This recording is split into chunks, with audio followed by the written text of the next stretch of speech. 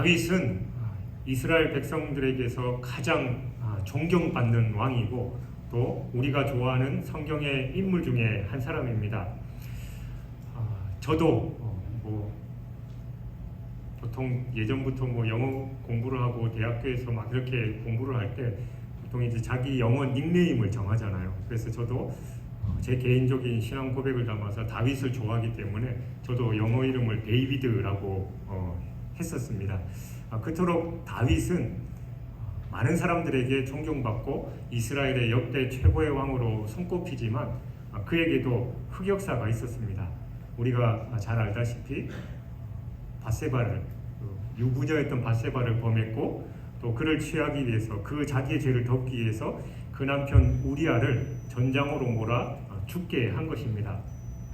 본문은 이 다윗이 이 간음과 살인이라는 엄청난 죄를 저지르고 또 그것에 대한 이 나단 선지자를 통해서 하나님의 책망과 또 다윗의 회개 그리고 나단의 다윗에 대한 하나님의 징계 예언에 대한 그 내용들을 포함하고 있습니다.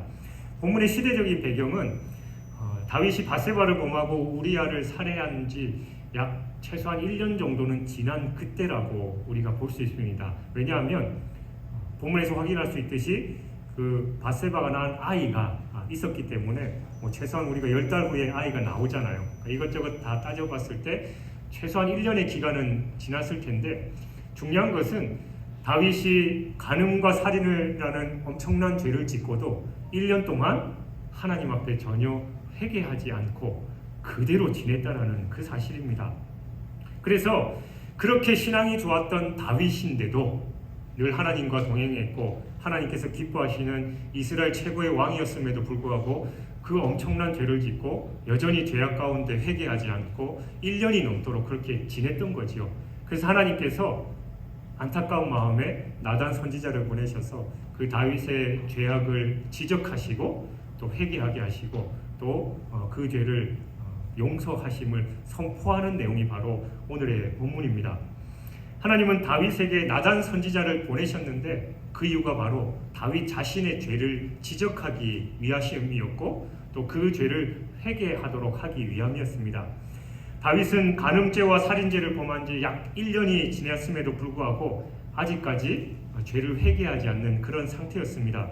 그러므로 이 상태가 계속된다면 다윗은 영락없이 멸망할 수밖에 없는 그런 상황이었습니다.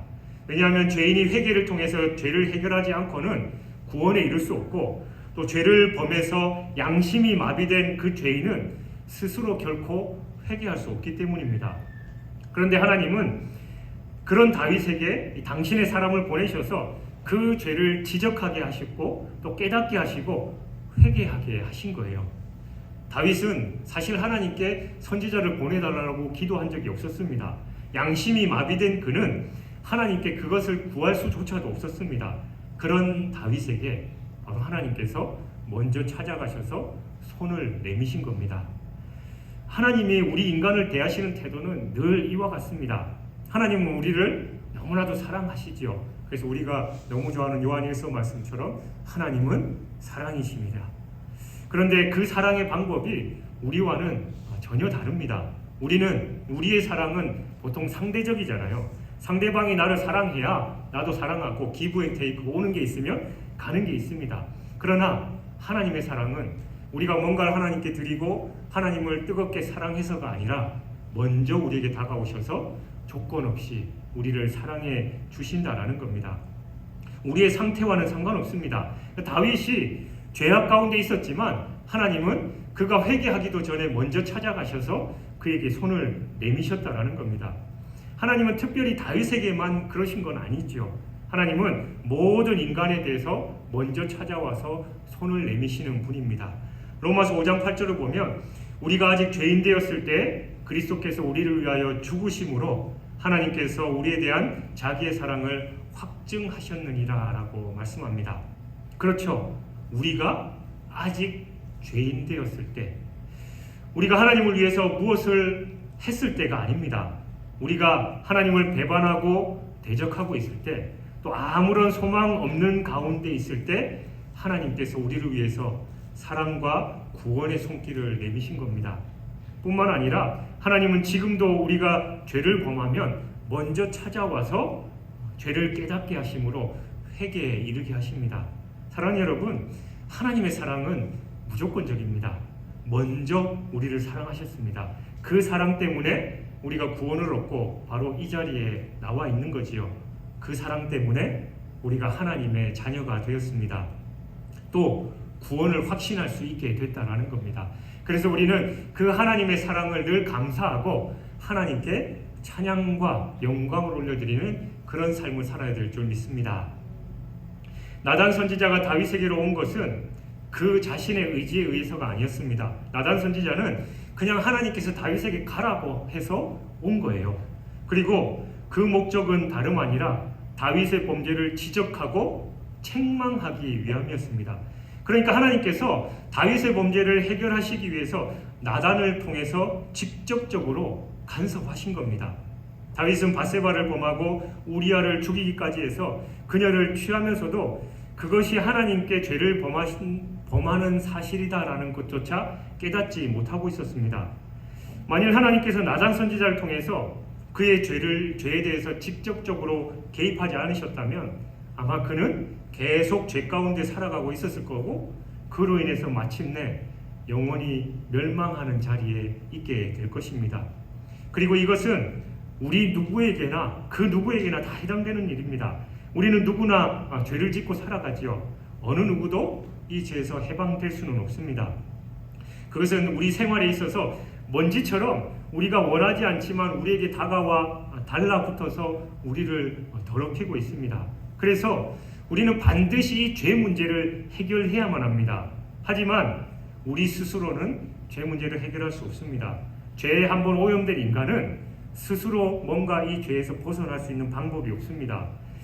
사실 우리 인생들은 다윗이 보여주는 것처럼 내가 죄 가운데 거하고 있으면서도 내가 죄를 짓고 있는지조차도 알지 못하는 그런 연약한 인생들입니다. 바울도 그가 다메섹 도상에서 예수님을 만나기 전까지 자기 의에 있었고 자기가 하나님을 위해서 좋은 일을 선한 일을 한다라고 생각했습니다. 그러나 예수님께서 바울아 바울아 어찌하여 네가 나를 핍박하느냐라고 말씀하셨을 때 내가 죄악 가운데 있구나라고 깨달을 수 있었습니다. 이와 같이 인생의 죄의 문제에 직접 개입하시는 하나님의 모습은 태초부터 계속해서 있어 왔습니다. 아담과 하와가 선악과를 따먹고 숨어 있을 때 하나님께서 이 문제를 직접 해결하기 위해서 찾아가셨지요. 그리고 가인이 아벨을 죽였을 때도 하나님께서 먼저 가인에게 찾아가셨습니다. 이외에도 우리 인생의 죄 문제에 직접 개입하시는 공의의 하나님의 모습은 성경 곳곳에서 우리는 얼마든지 찾아낼 수 있습니다. 그런데 인생의 죄에 대한 이러한 하나님의 직접적인 개입은 단지 공의를 이루기 위해서만은 아니다라는 겁니다. 다윗의 경우처럼 회개에서 돌아오게 하시는 사랑의 모습 또한 있다라는 거예요. 하나님께서 바벨론 포로 당시에 에스겔을 통해서 이스라엘의 이 범한 죄악에 직접 간섭하시면서 모든 죄악을 버리고 마음과 영을 새롭게 하라라고 말씀하셨고 여로보암 2세의 통치 말기에 호세아를 통해서 이스라엘의 죄악에 직접 간섭하셨는데 그때의 말씀 역시 하나님께로 돌아오라라는 말씀이었습니다. 예수님의 길을 예비했던 세례 요한을 통해서도 회개하라라는 그런 말씀을 하셨죠. 뿐만 아니라 예수 그리스도 그분을 이 땅에 인간의 몸으로 보내셔서 우리의 죄악에 직접적으로 개입하시고 해결하신 분이 바로 하나님이십니다. 왜냐하면 하나님께서는 우리가 스스로 죄악을 해결할 수 없고 우리의 생각은 늘 악하다라는 것을 너무 잘 알고 계셨기 때문입니다. 하나님이 나단 선지자를 다윗에게 보내시지 않았다면 다윗은 죄 중에 거하다가 반드시 사망의 길에 거하게 됐을 겁니다. 여러분 사울을 보십시오. 하나님은 사울이 죄를 범하자 선지자 사무엘을 통해서 두어 번 그를 책망하셨습니다. 그러나 그는 돌이키지 않고 계속해서 죄악의 길을 갔고 결국은 그 아들과 함께 멸망하는 안타까운 결과를 맞을 수밖에 없었습니다. 이렇게 하나님이 인생의 죄를 깨닫게 하지 않으면 우리는 죄 중에 거하다가 결국 죄 중에 망하게 되는 겁니다. 여러분 회개는 우리가 하고 싶다고 해서 그냥 되는 게 아닙니다. 회개하고 싶다고 할 수 있는 게 아니라 하나님이 회개할 수 있는 마음, 감동을 주셔야만 회개도 가능합니다. 그러므로 하나님께 택감받지 못한 자들은 결코 회개할 수 없다라는 겁니다. 그래서 그들에게는 구원의 소망이 없습니다. 사울은 사울의 책망을 받았지만 회개에 이르지 못하고 결국은 망하는 길로 갔지요. 그런즉 여러분에게 회개할 수 있는 마음 자체가 있다라는 걸 우리는 기뻐해야 합니다. 그리고 그 구원의 길을 확신하고 그 길로 가야 합니다. 하나님께서 우리를 택해서 회개하게 하시고 예수 그리스도를 믿게 하신 이상 우리의 구원은 의심할 수 없는 절대적인 사실입니다. 비록 여러분이 죄를 범하면 징계를 당할지는 모르지만 그게 오히려 우리의 구원을 확증하는 표징이다라는 걸 우리는 알아야 합니다. 히브리서 12장 8절은 아들이면 누구나 징계를 당하며 징계가 없으면 사생자요 참 아들이 아니다라고 분명히 증거하고 있습니다. 그러니까 우리가 죄악에 거할 때 하나님께서 우리를 징계하시는 게 우리가 회개할 수 있는 기회이고 하나님의 은혜로 돌아갈 수 있는 그 기회이니 우리는 감사하다라는 거예요. 하나님이 징계하셨음에도 불구하고 우리가 회개할 수 있는 그 마음조차 없다면 우리는 결국은 멸망의 길을 갈 수밖에 없다라는 겁니다. 4절에서 선지자 나단은 다윗의 죄를 비유로 설명하면서 부자가 자기에게 온 손님을 위해서 가난한 자의 아끼는 양 새끼를 빼앗아서 대접했다라고 그렇게 비유로 설명합니다. 그 부자는 손님을 대접하는 데 있어서 자신의 그 많은 양과 소를 아끼기 위해서 자신의 것을 대접하지 않고 가난한 자가 진짜 딸처럼 귀하게 여겼던 그 양 한 마리 전부와도 같은 것을 빼앗아서 대접했다라는 거예요.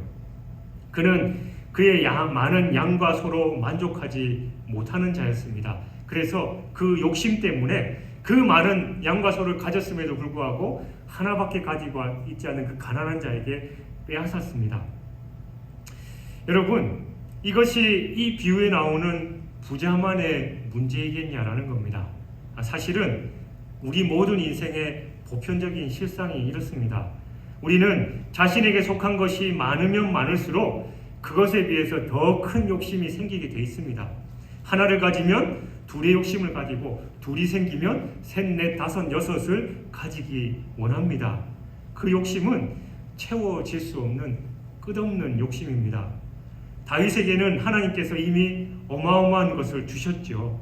밧세바를 우리아로부터 빼앗지 않아도 그에게는 이미 여러 명의 처가 있었을 뿐만이 아니라 왕에게는 후궁들도 많이 있습니다. 재산은 또 어떻습니까? 그는 차고 넘치는 은혜를 하나님께서 주셨음에도 불구하고 그것보다 육신의 정욕에 의해서 남의 아내인 밧세바를 음욕을 품고 범하는 그 잘못을 저질렀던 겁니다. 야고보서 1장 14절 15절은 오직 각 사람이 시험받는 것은 자기 욕심에 끌려 미혹됨이니 욕심이 잉태한즉 죄를 낳고 죄가 장성한즉 사망을 낳느니라 라고 말씀합니다. 하나님의 은혜를 감사할 줄 모르고 더 욕심에 사로잡히면 결국은 죄악의 길을 갈 수밖에 없는 게 우리의 모습입니다. 광야 생활 당시에 이 레위 족속이었던 고라 일당들은 하나님께서 성막에서 봉사할 수 있는 은혜를 허락하셨습니다. 그러나 그들은 거기에 만족하지 않고 제사장의 직분에 욕심을 내서 하나님의 사람 모세에게 대항해서 반역하다가 그 반역에 동참했던 250명이 분향하던 그 불에 타 죽고 이스라엘 백성 14,700명이 연병으로 죽게 되는 진노를 초래했습니다. 또한 빌립의 전도를 받은 마술사 시몬은 예수를 믿고 세례를 받게 이르렀으나 거기에 감사하지 못하고 이 욕심을 내고 은혜의 선물로 주어지는 이 사도들의 권능에 욕심을 내서 그걸 돈으로 사려고 하다가 베드로의 저주의 말을 듣게 되었습니다. 이처럼 이 과도한 욕심은 죄를 낳고 우리로 하여금 파멸에 이르게 합니다. 그러니까 여러분, 하나님께서 지금까지 여러분에게 베풀어 주신 그 은혜에 감사할 줄 알아야 됩니다. 자족해야 됩니다. 그럴 때 하나님께서 우리에게 더 큰 은혜를 주시지, 내가 갖지 못한 것, 누리지 못한 것에 욕심을 내다 보면 결국은 우리가 죄악으로 가게 되고 우리가 파멸에 이르게 됨을 우리는 기억해야 될 줄 믿습니다. 다윗은 나단의 비유에 나오는 부자가 자신을 가리킨다라는 그 사실을 알지 못하고 그 얘기를 듣고 흥분합니다. 그자는 마땅히 죽어야 한다. 빼앗은 것에 4배를 갚아야 된다. 율법을 들이대는 거지요. 그러자 나단이 뭐라고 그랬습니까? 그 사람이 바로 당신입니다 라고 얘기했을 때 그가 심장이 덜컥 내려앉으면서 회개에 이르렀습니다. 그런데 중요한 건 여러분, 우리는 죄를 짓고 있으면서도 내가 죄를 짓고 죄악에 거한다라는 사실은 모르고 남의 죄를 바라봄에 있어서는 흥분하고 그들의 죄악에 우리가 죄값을 달게 받아야 된다고 소리 높이는 게 우리의 모습입니다. 그래서 예수님은 네 눈에 들보를 봐야지 남의 눈에 티를 보지 말라라고 그렇게 말씀하셨지요. 다윗의 이 모습, 자기가 죄를 지었음에도 불구하고 다른 사람이 그 죄를 자기와 똑같은 아니 그보다 더한 죄를 더 못한 죄를 지었음에도 불구하고 반드시 죽어야 된다라고 흥분했던 그 모습이 지금 우리의 모습이 아닌지 우리는 돌아봐야 됩니다. 혹시 여러분은 자신이 죄인임을 깨닫지 못하고 다른 사람의 그 사소한 죄를 정죄하는 데는 가장 빠르지 않습니까? 진정 우리는 다른 사람을 정죄하는 그 정죄가 곧 나를 정죄하는 나를 정죄하는 게 된다라는 걸 우리는 기억해야 됩니다. 하나님의 거룩하심을 닮아가야 하는 우리 성도들은 남의 허물을 찾기 이전에 그 허물이 내게 있는지 없는지 먼저 살펴봐야 하는 것이지요. 그러므로 우리는 우리의 모습을 먼저 살피는 지혜를 가져야 합니다. 그리고 인생을 판단하는 것은 우리 사람에게 있는 게 아니라 하나님께 있다라는 사실을 기억해야 됩니다. 또 남을 판단하는 자들은 반드시 그 판단하는 그 잣대로 내가 판단받는다라는 그 사실을 명심해야 됩니다. 인생은 누구나 자신의 눈으로 자신의 얼굴을 직접 바라볼 수 없습니다. 마찬가지로 자신의 죄악과 허물을 스스로 발견하는 건 더더욱 어렵습니다. 그러나 우리는 거울을 통해서 우리의 흐트러진 모습을 볼 수 있는 것과 마찬가지로 우리의 죄악과 우리의 영혼의 거울인 이 말씀에 빗대어서 우리 자신을 늘 바라봐야 하는 것이에요.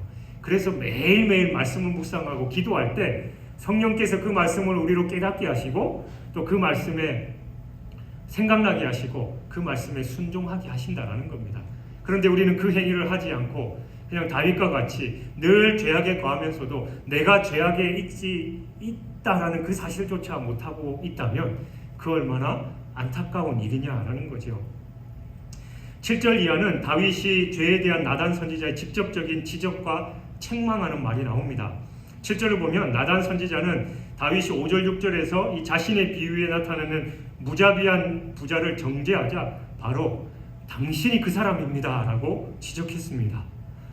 여러분, 다윗이 누굽니까? 왕이죠. 그 당시에 절대 권력자인 왕입니다. 그 왕 앞에서 과연 이런 말을 할 수 있는 나단 선지자가 참 대단한 겁니다. 물론 그는 하나님이 보내서 그 말씀을 대언해야 했습니다. 내 의지가 아니라 하나님의 뜻이기에 선지자는 하나님께서 하신 말씀을 1.1핵도 가감하지 않고 전해야 하는 그런 사람이었기에 담대하게 그 말을 다윗에게 전할 수 있었습니다. 그는 어떻게 보면 목숨을 걸고 그 사명을 감당했습니다. 왜냐하면 선지자는 그 일을 해야 했기 때문이지요. 보십시오. 엘리야, 이사야, 예레미야를 비롯해서 하나님의 모든 선지자들은 자신의 생명을 걸고 왕과 백성들의 죄를 책망했습니다. 물론 그들은 그로 인해서 수많은 고난을 당했고 심지어는 목숨까지 잃어버렸습니다. 또 신약 성경에 보면 세례 요한은 헤롯 안디바의 죄악을 책망하다가 참수까지 당하는 그런 일이 발생했습니다. 이처럼 선지자들은 고난이 올 것을 알고 있었지만 죄를 책망해야 할 자신들의 사명을 게을리하지 않았다라는 겁니다. 이 나단이라는 이름에 담긴 그 원어의 뜻은 선물이다라는 뜻입니다. 하나님의 책망을 전한 나단, 그가 바로 다윗에게 있어서 선물 같은 존재였습니다. 왜냐하면 그가 계속해서 죄악에 머물러 있었으면 그는 멸망할 수밖에 없었기 때문이죠. 성경은 교훈과 책망을 통해서 의로 교육하기에 바르고 온전한 사람을 만드는 책입니다. 그래서 성경이 바로 우리에게 있어서 선물과도 같은 것이죠. 그리고 이 예배의 자리는 선물을 받는 자리입니다. 사랑의 선물, 지난 아버지의 사랑이 배인 회초리를 받는 그런 자리이기도 합니다. 그러니까 우리는 말씀 앞에서 우리 자신을 정확하게 비춰볼 수 있어야 됩니다. 그리고 그 말씀 앞에 다윗과 같이 겸손하게 순종할 때 하나님의 은혜를 누릴 수 있습니다. 뿐만 아니라 우리는 이 악한 세대에 우리 역시 과거 선지자들의 전통을 이어받아 가야 할 사람임을 우리는 알아야 됩니다. 여러분, 과거의 선지자들이 하나님의 뜻과 하나님이 죄를 미워하신다는 것을 알고 있었던 것처럼 우리도 하나님의 뜻을 알고 또 하나님께서 죄를 미워하신다는 거 잘 알고 있잖아요. 과거 선지자들이 하나님의 말씀을 받은 것처럼 우리도 하나님의 말씀을 받았습니다. 그러므로 과거 선지자들과 오늘날의 우리 그리스도인들의 사명은 결코 다르지 않습니다. 오늘 우리는 하나님이 이 시대를 위해서 세우신 선지자들입니다. 그러므로 우리는 죄를 책망하는 선지자의 그 사명을 감당할 수 있어야 됩니다. 위정자들의 죄를 책망하고 이 악한 세상의 죄를 책망할 수 있어야 된다는 거죠. 비록 그로 인해서 고난이 오고 목숨을 잃는 상황에 처한다 할지라도 우리는 그 사명에 충성되이 성실히 감당해야 됩니다. 사실 쉽지 않지요. 다른 사람에게 싫은 소리하고 그들의 죄를 지적한다는 거 쉽지 않습니다만 우리가 그렇게 해야 그들이 멸망의 길을 가지 않습니다. 그래서 우리는 그 사명을 감당해야 한다는 겁니다. 9절에서 나단은 다윗의 죄를 지적하면서 가장 먼저 다윗이 하나님의 말씀을 업신여기고 하나님 보시기에 악을 행했다라는 그 하나님의 말씀을 전합니다. 다윗이 지금껏 받아 누리고 있던 모든 축복은 그가 하나님의 말씀에 귀를 기울이고 순종할 때 주어진 것이었습니다. 그럼에도 불구하고 그는 그 모든 은혜 속에서 하나님께 감사하지 못하고 그 은혜를 범죄의 기회로 삼았던 것입니다. 즉 하나님의 말씀을 업신여긴 것이 다윗의 범죄의 근본적인 원인이었음을 정확하게 지적한 겁니다. 따라서 우리아를 죽이고 밧세바를 취한 것은 그가 하나님의 말씀을 업신여김으로 말미암아 나타난 하나의 현상으로 볼 수 있는 거지요.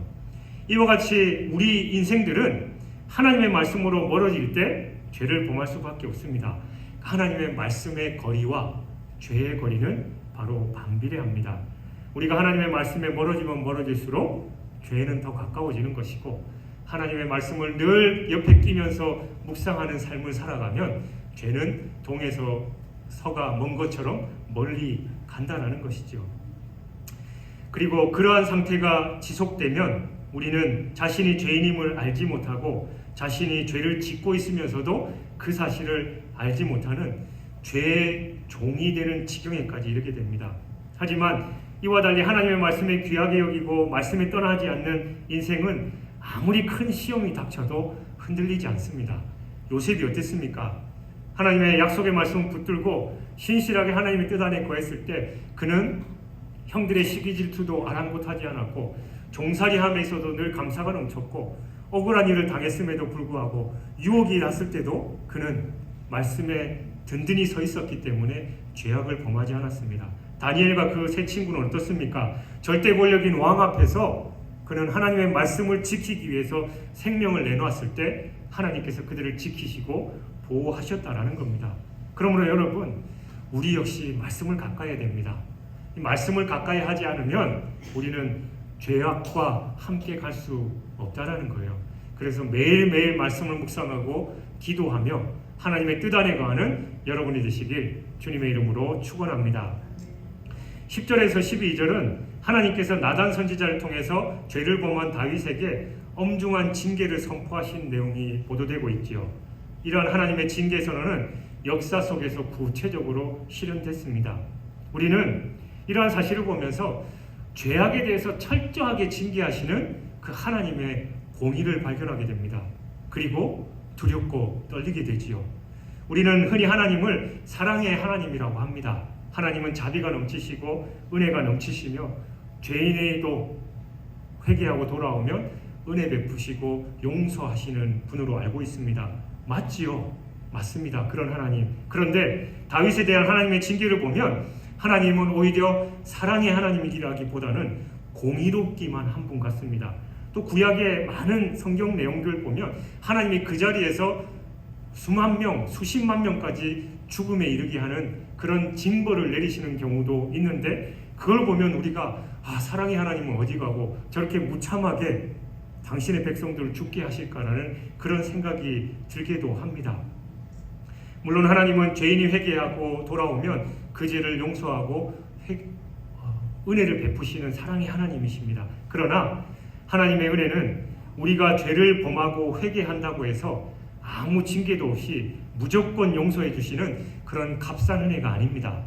죄는 하나님의 거룩하심을 손상시키는 일로서 우리가 죄를 범하면 하나님은 우리의 죄의 결과로 훼손된 당신의 거룩하심을 회복시키기 위해서 스스로 하나님의 공의를 발동하십니다.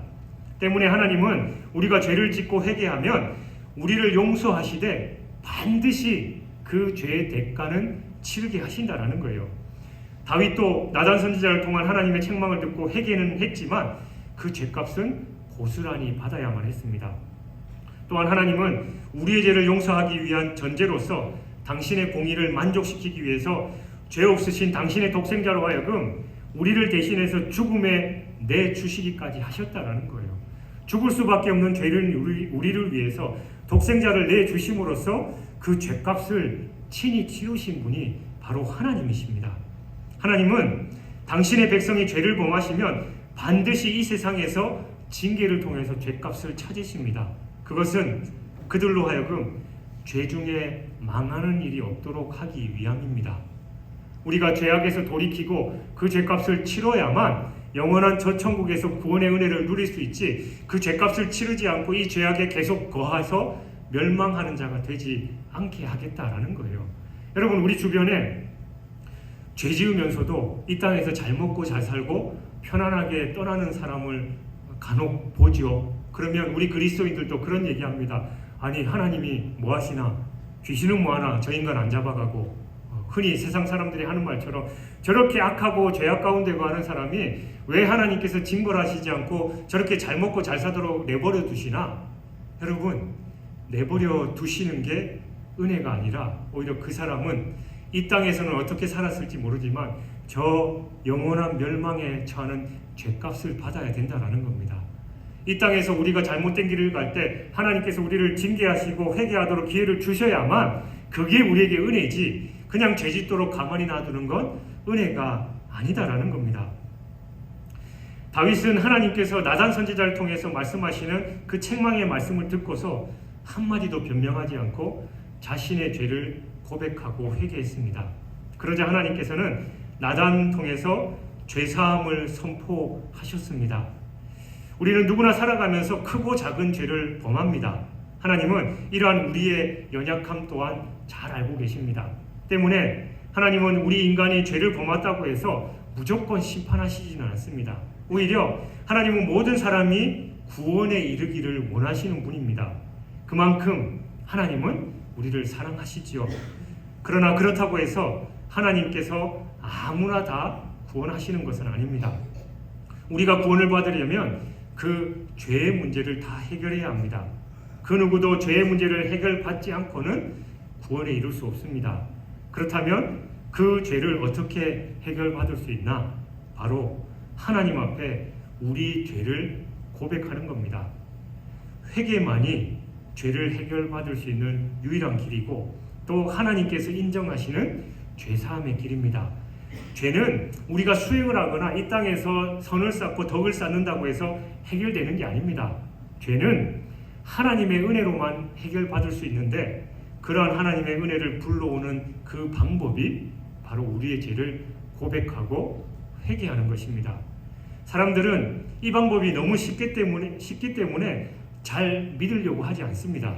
그냥 여러분이 이 땅에서 고행을 하고 일정 기간 금식 기도를 하고 뭐 여러분이 주일을 한 번도 빠지지 않고 뭐 성경을 매독하고 그러면 구원에 이르도록 한다라고 하면 뭔가 열심히 해서 내가 도달할 수 있는 목표치가 힘들고 어려우면 야 해볼 만한 일이다. 그래 구원이라는 거 저 천국의 영생이라는 거 받으려면 이 정도는 해야지. 우리가 흔히 그렇게 생각하는데 하나님 앞에 우리 죄를 자복하고 회개하면 하나님의 은혜를 입고 십자가의 은혜로 죄사함을 받는다라고 하니까 뭔가 좀 값싼 것 같고 좀 쉬운 것 같아서 많은 사람들이 등한시하는데 바로 여기에 진리가 있다는 걸 우리는 기억해야 됩니다. 사도행전 2장 38절을 보면 너희가 회개하여 각각 예수 그리스도의 이름으로 세례를 받고 죄사함을 받으라라고 그렇게 말씀합니다. 그러므로 여러분 언제나 우리의 모든 죄를 자복하고 회개함으로써 우리는 하나님께 나가야 됩니다.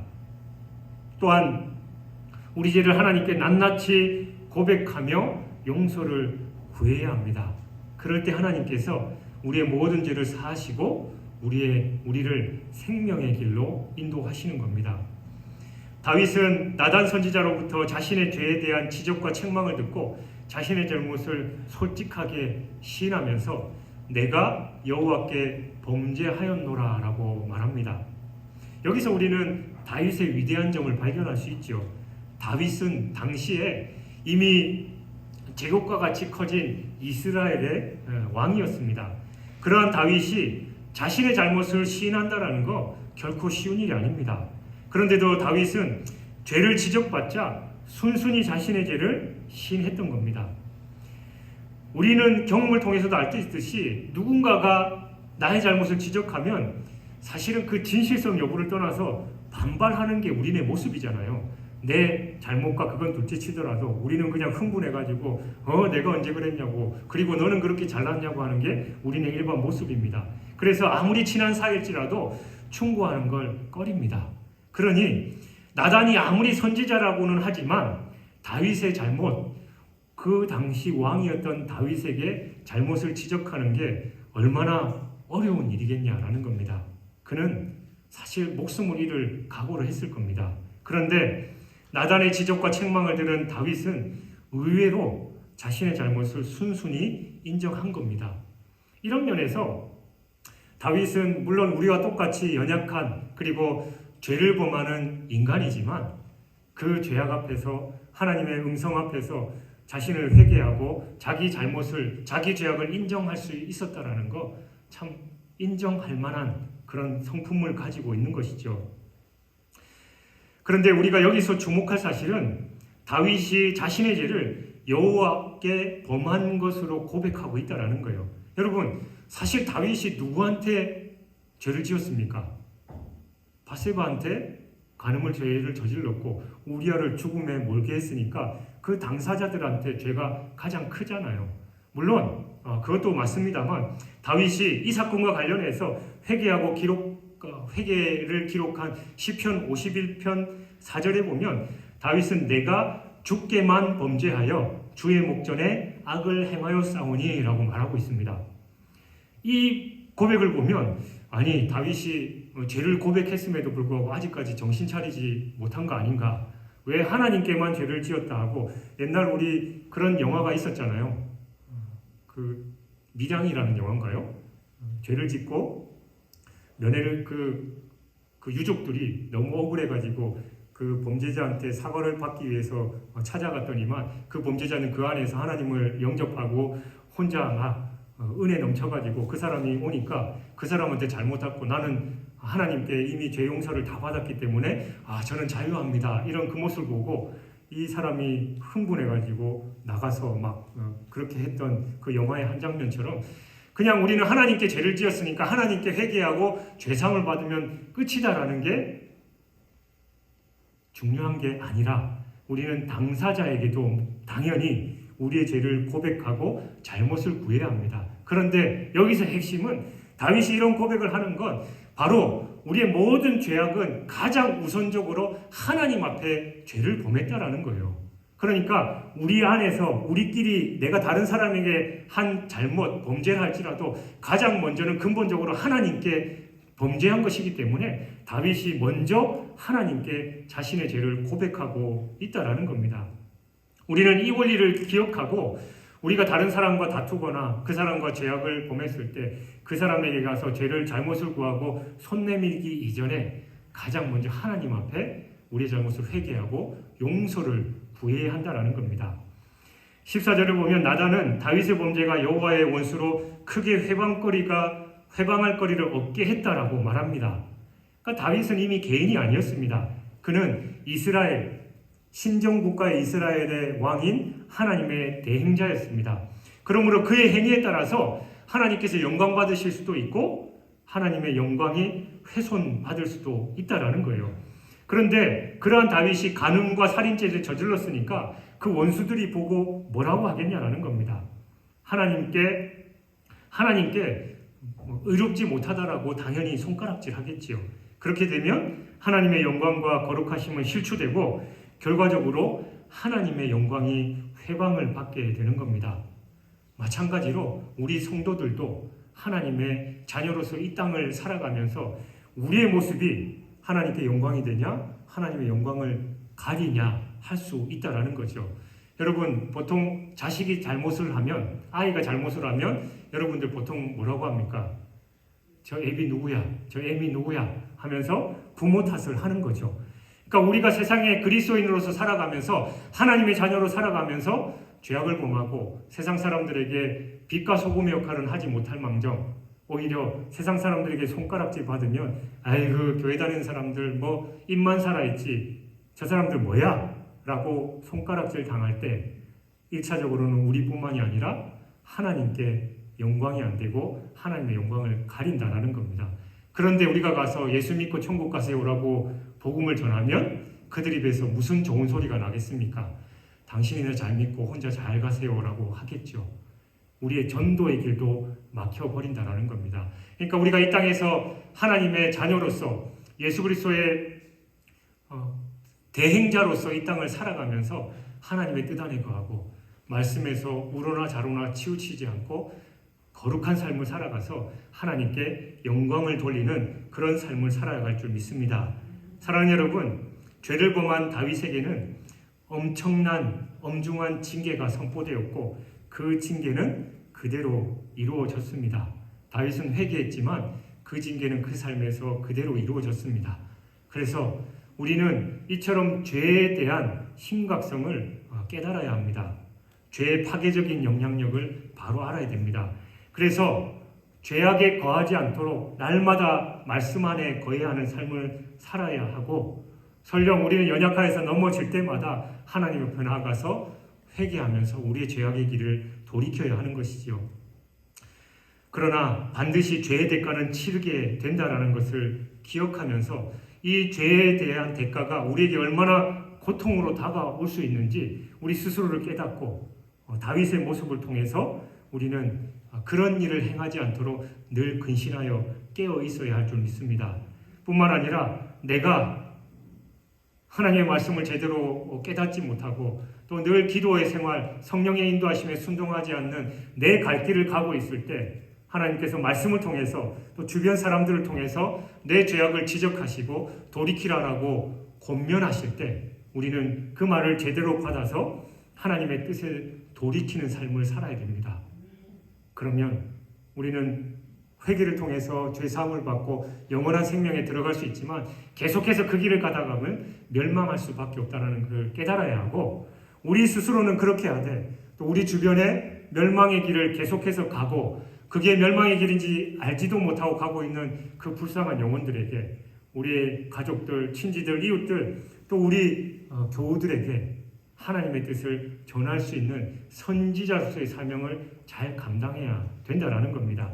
그럴 때 바로 나도 그렇고 우리 주변에 나에게 맡겨주신 귀한 영혼들도 하나님의 뜻 안에 거해서 하나님께 영광 돌리고 이 땅에서 하나님의 은혜를 누리는 그런 삶을 살게 될 줄 믿습니다. 그런 선지자 전할 뿐만 아니라 그 전하는 말을 잘 받아들이는 용기 있는 신앙인이 되는 저와 여러분이 되시길 주님의 이름으로 축원합니다.